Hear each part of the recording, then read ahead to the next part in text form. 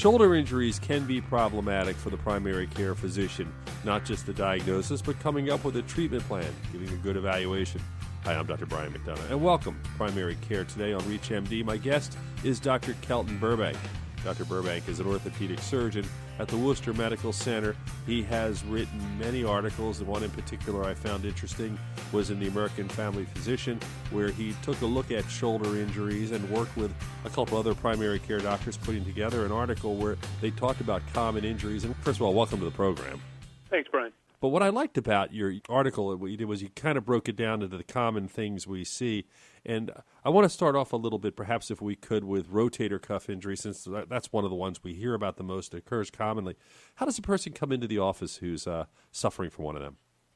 Well, typically, it really depends on the age. So the age is really the first clue as to what's going on. So rotator cuff problems typically happen after age 40, more likely after age 50, and up to about age 80. And after age 80, probably everybody has some rotator cuff issues. They're just not as relevant. And typically, the patient will come into the office with some pain located along the lateral aspect of their shoulder. Now, shoulder and neck issues can sometimes be hard to differentiate, but I find typically shoulder problems, or more specifically rotator cuff problems, patient kind of localizes the pain to the lateral aspect of the deltoid. It's more of an achy pain, and it often will radiate down to the elbow, but rarely past that. Whereas neck problems, which sometimes can exist with the shoulder problems, are more likely to occur in the back of the shoulder near the scapula. It often will radiate down the arm past the elbow into the hand, and typically they'll describe this as more of a burning or a numb feeling. So that's typically the first way that I figure out what I'm working with. And when you do that, you're obviously evaluating that. You kind of get a start at what you're looking at. You're evaluating it. What sort of treatments do you have? I mean, do you go right to surgery? Is it physical therapy? What's the way to approach it?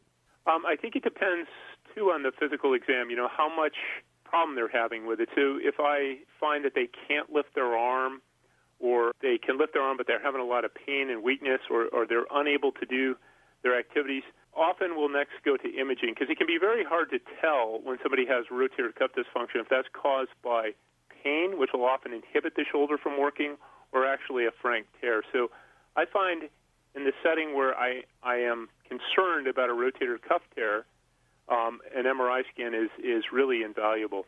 We have such better technology than we used to, maybe even early on in your career when you looked at and evaluated these things. Are there certain go-to tests you can go to evaluate these things that can be helpful for the primary care doc? Yeah, I do think I would say that one of the first things you ought to do is get an X-ray. Although you can't see the rotator cuff in the X-ray, you can get clues as to what's wrong. Often you can see glenohumeral joint arthritis, which would be a big clue that something is going on, obviously. Also, you can see some calcific tendinitis, and in a very old chronic tear, the humeral head will actually be lifted up out of the glenoid and be often abutting or near the acromion. And in some of these situations, you may not need to go on to an MRI scan. It really is important to fit the imaging with the exam. But if the X-rays are otherwise normal and you are detecting weakness and difficulty with motion of the shoulder, I think that the next step would be an MRI scan. I would say I see a lot of people that get MR arthrograms, and I don't think an MR arthrogram is very useful in anyone over about the age of 40. So what you should do is kind of look at the patient you have, obviously, the conditions, the symptoms they have, their age group. And you mentioned about rotator cuff. A lot of the tears occur more in young people, and then you have the different type of maybe not as complete injuries when they're older. How's that break down? I think that in young people it's more likely to be traumatic. They had a big fall on their shoulder, and then they're left with the inability to lift their arm or weakness. I would say, don't be fooled. Some people with rotator cuff tears can lift their arm and move it quite easily. It's really testing the specific rotator cuff muscles with a careful exam that you can differentiate and come up with the observation that they are quite weak despite full range of motion. But the younger people are more traumatic. So somebody over the age of, say, 40, 45 that dislocates their shoulder, they typically have a rotator cuff tear, not the typical labral tear that you would see in a 20-plus-year-old football player that dislocates their shoulder. You bring up labral tears. That's a big issue. I know a lot of young high school, college-age baseball players will run into. They just, they throw and throw and throw. And so many of young athletes now are playing sports all year long. Do you think overuse is contributing to these things? Yeah, I think absolutely it is. And fortunately, a lot of the governing bodies of these sport organizations, such as USA Baseball and USA Hockey, have stepped in and placed some limits on how frequently kids can play. I know that certainly when my kids were growing up, we would have a lot of these competitive sports where they would play all year, and it just seemed a little crazy. But it does seem as if there is more of a balance. And what about you in advising patients and families and their children about the importance of playing multiple sports and getting out and doing different things? Yeah, I'm a big believer in playing different sports. I think it gives the different parts of the body a chance to rest and recover. Unfortunately, I think there's a lot of pressure on kids to play one sport and play it all season, and I think sometimes the parents are driving this a little bit too, in the hopes that they may have a Division I college scholarship waiting for them. But I personally think it's very important to play different sports. You're listening to Primary Care Today on ReachMD. I'm your host, Dr. Brian McDonough. My special guest today is Dr. Kelton Burbank. We're talking actually about shoulder injuries, things related to shoulder injuries, and we were just talking a little bit about overuse. What about problems that occur in the 40-plus crowd? What are some of the shoulder issues that you see that we should be looking for, or things we might be fooled by? Yeah, I think that, as we talked about, rotator cuff dysfunction is a big one. I think the other thing that I see a lot, typically it's in 40 to 60-year-old women, is a frozen shoulder, adhesive capsulitis. And it can really masquerade as anything. The key to this is a good history and then a good physical exam. The history I find, usually it's this insidious onset, it's gradually getting worse. Quick, sudden movements make it worse. And if you ask them about a history of trauma, they don't remember a specific thing, but they think back and they try and fit a certain episode to the onset of their pain, such as reaching in the back seat of the car, or for guys it's usually throwing a baseball. They think that started the problem when actually it was the fact that they didn't have the motion that precipitated the pain. The physical exam is actually quite telling. It really is about active and passive range of motion. If you can't move their arm and they can't move their arm, there's nothing else that can be. That is, if their active and passive range of motion is both limited, it's typically a frozen shoulder. The only other thing it could be is significant arthritis, but an X-ray would rule that out. And if you think about it logically, if they had a rotator cuff tear, they couldn't lift their arm, you should be able to lift their arm everywhere, anywhere you want, because it's torn, it's not tight. Whereas with the frozen shoulder, you can't move it, so it's tight, it's stuck. What is the cause? What does it just develop just from lack of use, or what's the reason why? Unfortunately, we don't know what causes it, but there are some things that seem to be associated with it. So people with diabetes typically get this more frequently than people without diabetes. People with thyroid disease often get it more often than people without thyroid disease. I also find people that are on migraine or seizure medicine get it. Sometimes somebody might get it. They have a history of a trauma where they don't really tear anything, but maybe they have some bleeding in the shoulder and they don't use it as much as they typically would, and it might get stiff. I also have seen it with people that have surgery around the chest, such as breast surgery or cardiac surgery. What's the approach for treating it? Well, I think the most important thing in treating it is talking to the patient about what it is and what the natural history of it is. I think people get very worried that they're doing damage to their shoulder because every time they move it, it kills. And they might end up going to physical therapy, but unless you really talk to them about it, the fact that physical therapy is going to hurt, it's not going to make the problem worse, but that's different than saying it's not going to hurt more. They begin to get it. And the natural history of a frozen shoulder is often if you do nothing, it'll go away spontaneously in about a year and a half to 2 years. And most of my patients don't want to wait a year and a half to 2 years, so we try and intervene to make that a little more palatable for them. So in my hands, the mainstay is physical therapy for gentle stretching, sort of like pushing the walls back. It's like you're in a room with the walls closing in on you. You try and push them back and get more motion. And although they may not get all their motion back, if they get a functional range of motion that's painless, they're usually much more patient than if they're having pain with every kind of motion.